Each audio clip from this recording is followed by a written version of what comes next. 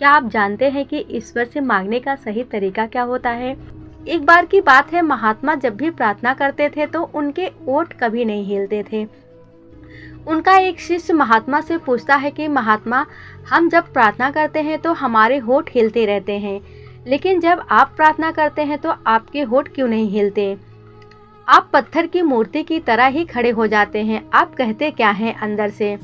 क्योंकि अगर आप अंदर से कुछ भी कहेंगे तो होठों पर थोड़ा सा कंपन और चेहरे पर बोलने का भाव आ जाता है, लेकिन यह भाव आपके चेहरे पर कभी नहीं आता।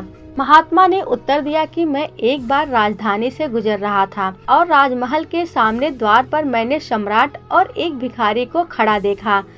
उस भिखारी के शरीर पर फटे चिथड़े कपड़े थे, उसकी देह जर्जर हो चुकी थी, जैसे कि बहुत दिनों से उस भिखारी को भोजन ही ना मिला हो।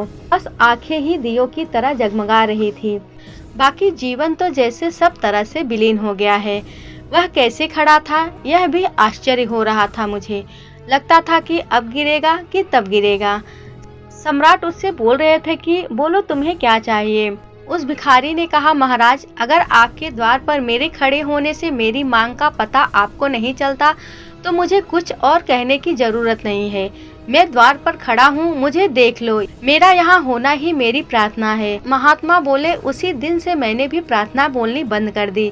मैं परमात्मा के द्वार पर खड़ा हूँ, वो मुझे देख लेंगे। मैं क्या कहूँ? अगर मेरी स्थिति कुछ नहीं कह सकती तो मेरे शब्द क्या कह सकेंगे? अगर वे मेरी स्थिति नहीं समझ सकते तो मेरे शब्दों को क्या समझेंगे? इसलिए भावपूर्ण विश्वास ही परमात्मा की याद के सच्चे लक्षण हैं।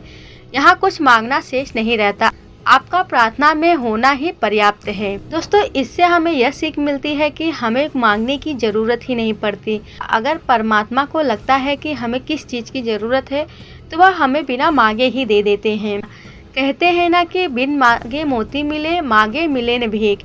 अगर आपके नसीब में है तो आपको बिना मांगे ही सब कुछ मिल जाएगा, लेकिन यदि आपके नसीब में नहीं है तो आप कितना भी सर पटक ले, आपको कुछ भी नहीं मिलने वाला है।